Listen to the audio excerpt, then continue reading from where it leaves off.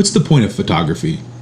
Are we just trying to reproduce what we see, or are we trying to recreate things? Is it okay to go doctoring pictures, or should we keep them exactly the way we found them? Let's consider.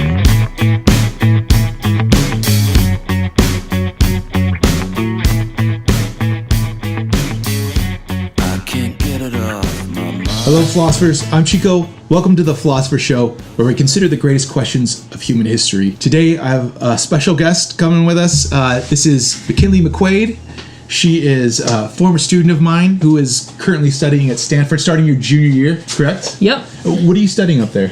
I'm studying mechanical engineering and product design. Let me throw out the proviso here that we are not... I'm not expecting McKinley to be an expert in the subjects we're talking about, all right? I'm just having a conversation, so this is not like she's going to lecture you guys. This is more just for fun. You have a lot of hobbies, one of them being photography. What is it, by the way? Is there anything special about photography that makes it so interesting to you rather than like some other form of art? What's interesting about photography for me is that it's like a real moment that happened, and like you're stopping it and you can like look more closely at things that you wouldn't otherwise see.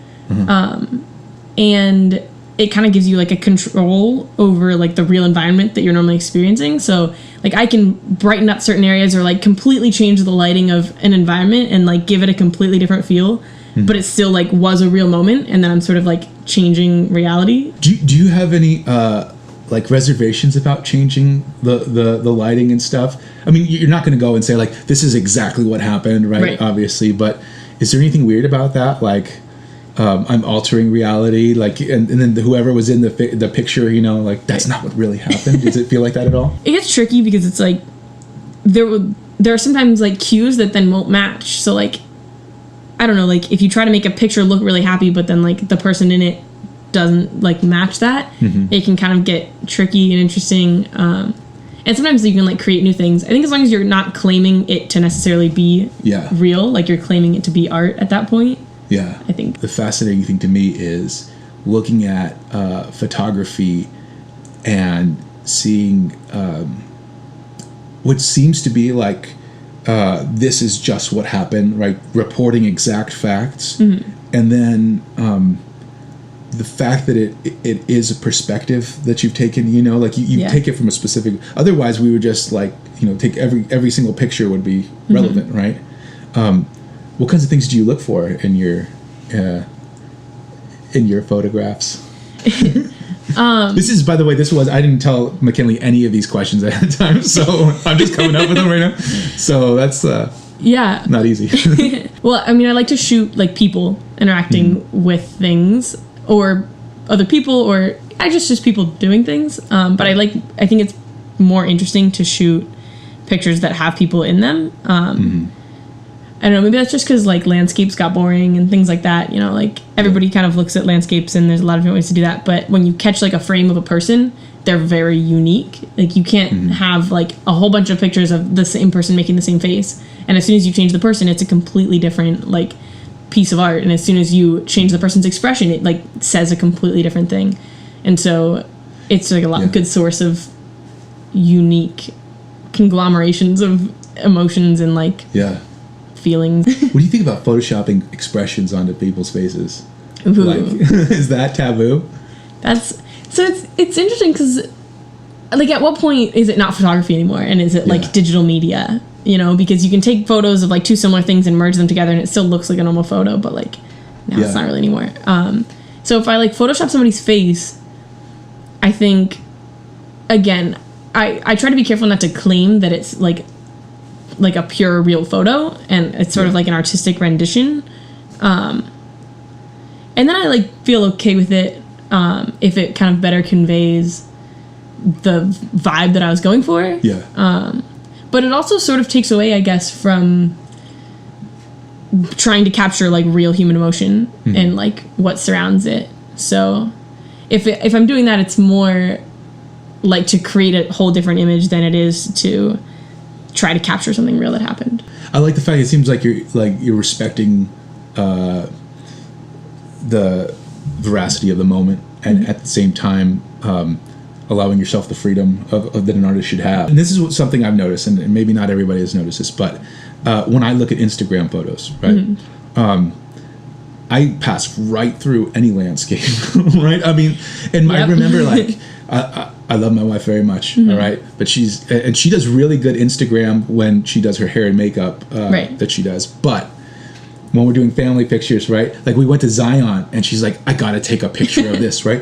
And I'm like, Mariah, nobody cares about these things. You know, like you see these pictures of the Grand Canyon and you're like, oh, great. But you put somebody's face in front of it and all of a sudden I'm like, oh, you know, why do you think that is? I don't know. Part of it might have been what I was saying before about like how a lot of it's been done before. You know, like you see a mountain, you see another mountain. That's true, yeah.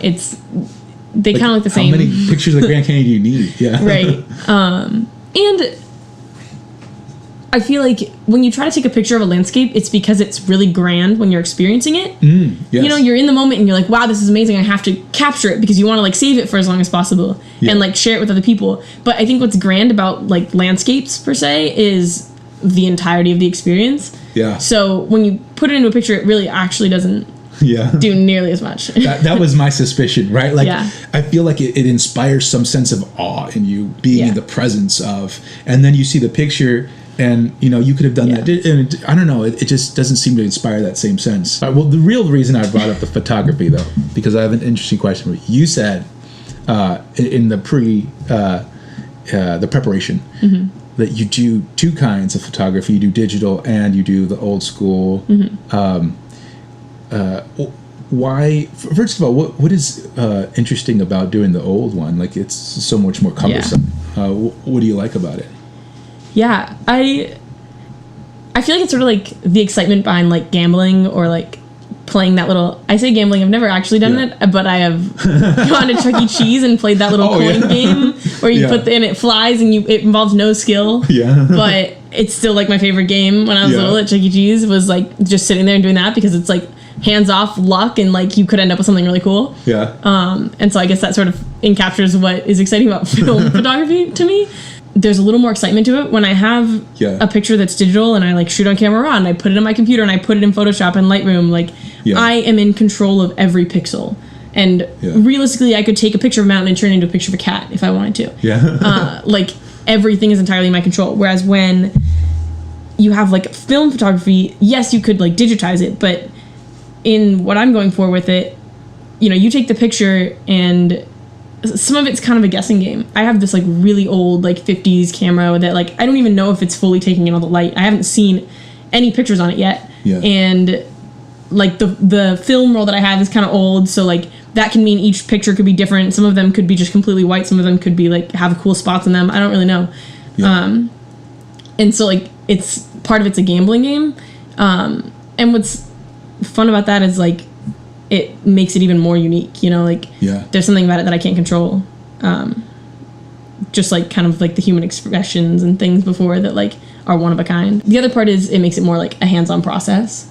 And like something about that is like nice because sometimes photography feels very like computerized and digital and less like art in the way that it is customarily known, I guess. And so when you take that process and you make it something that involves like more labor and more hands-on things, then it feels more like an organic artistic process. So being a surfer, like I think about like maybe 10 years ago, it was a big push against what they used to call pop-out boards, which are factory manufactured boards, you know, and I always wondered, you know, what if they get these machines honed into like the perfect, you know, to reduplicate any kind of hand-shaped, what would be the difference? And I'm not saying that there wouldn't be a difference. I'm just wondering like what, because there still would seem like, it feels like for me, knowing that I like Lost surfboards, right? And Matt Biolos does the shaping there, and knowing that he shaped it, like his hands were on it, that seems like a big deal, you know. Like I think like, oh, cool, you know, that guy. Although he never shaped my, another dude did. But anyway, I wonder. This is a thought experiment that I've heard of. So I didn't come up with it, but I thought it was really cool. So here it is for you. Okay. All right. Let's say we are class field trip. We're going someplace off in Europe, and we have a layover in Paris, right? And we have a limited amount of time, and everybody says, "Let's go to the Louvre," right? And we're like, "All right, great." We get there. And we say, what are we going to do? We only have, like 10, 20 minutes here, and then we got a jet. Yeah. And everybody wants to see the Mona Lisa. Have you seen the Mona Lisa? Okay. I'm not in person. Yeah. Oh, man. I hope I don't so many toes. But It's making me mad. Yeah, the first time you go, like, it's like there's this huge wall, right? Mm-hmm. And this tiny little picture on it. Yeah. And what's funny is everybody's taking pictures with their camera. And I think it's very similar to this landscape idea. Because, and my wife hates me for this kind of stuff, but I'm like, there are pictures of it online. Right. You guys don't need to take, they're all much crowded. closer. Yeah, and like nobody wants to see your picture of a picture, like nobody likes that. We get there, right? And everybody wants to see Mona Lisa. And unfortunately, I don't know who the person is. Let's call him the curator, because I've heard that term, and I don't know if that's a real term. But the museum curator says, "Oh, we are so sorry," right? And pardon me for French. I'm not good on my French. My German accents are better. But the Mona Lisa, it has been burnt to the ground, right? It's been burned, right? We're so frustrated. This is what we came for. Yeah. And he says, "Don't worry. There is an exact duplicate, atom for atom." Of course, I know atoms are moving around, but let's just say, right, close enough. And it is on the west wing of the Louvre. Right. But the ashes of the Mona Lisa, of the original, were in the east wing. And we only have a limited amount of time. We can only go see one. Right. Which one would you want to see? I mean, I know which one I would want to see. Realistically, if we're seeing the Mona Lisa and it's one of these two, I can see a close enough replica in a Google image. Yeah. Right? The whole point was, like, being in the presence of the real thing. So... Right, yeah. I mean, that along with the fact that I can say, haha, I was one of the first people to see the ashes of the Mona Lisa. But, that's true, yeah. But yeah, I would probably choose to see the ashes of the Mona Lisa, even though it's not that exciting. It's not the experience that we want, but it's being in the presence of the stuff, would you say? I guess in that sense, or in that case, yes. But part of my... I don't know if that's always true. Mm-hmm. I'm not that drawn to the Mona Lisa as an art piece. And I guess I've never experienced it in person, so maybe it's different when you're experiencing it in person. But I don't know that, like, seeing that painting in person would be as grand of an experience as just, like, the story to tell of, like, being in the presence of it. Yeah. Whereas, there's, like, the big sculpture, I don't remember who did it, but of the balloon animal dog that, maybe it's not a dog, but it's, like, this big metal. Anyways, it's, like, one of my favorite things, so I should know more about it. But, like, a art piece that I was more excited to visually see, then I'd probably be more biased towards seeing it in person, even though I've seen pictures of it. Yeah. But, like, something like that, it's more about the story to tell, I guess. Do you think that then it would be different? Because in this a statue, right? Like being in the reduplicated statue, like you get an experience you wouldn't get online, right? True. Does that change it at all? Yeah, I think so. Yeah. Because I wouldn't feel like I'm missing out on anything, or I wouldn't feel like I'm missing out on anything when it's this two-dimensional thing that I can effectively experience on my computer. But, like, when it's a three-dimensional experience, I can't, unless there's an augmented reality or, like, a VR experience of it, which, again, then it's like, is that the same? But I can't experience that through pictures nearly as well, so I'd probably prefer to see the statue. So you guys know McKinley works a lot with brain type stuff. My minor's in neuroscience, so a little bit in brain. Yeah. What if your first philosophy teacher, right? Your favorite teacher, of course, sadly passes away in a horrific accident, let's say, right? Okay. Burned to a crisp in fires today. Yeah, I don't know what it is. However, lucky enough, an AI company has cloned, not cloned, but has created the exact, let's say,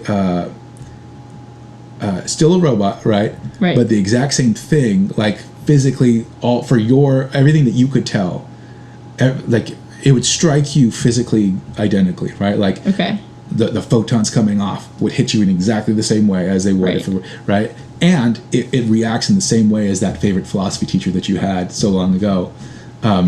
You could be in the presence of the crispy tater, right? Or you could be in the presence of that thing. Mm-hmm. Which would you pick? This is a weird question, man. It's tricky because it gets into, in a distant way, it gets into like an altruism thing where I what are my reasons for wanting to hang out with my favorite philosophy teacher?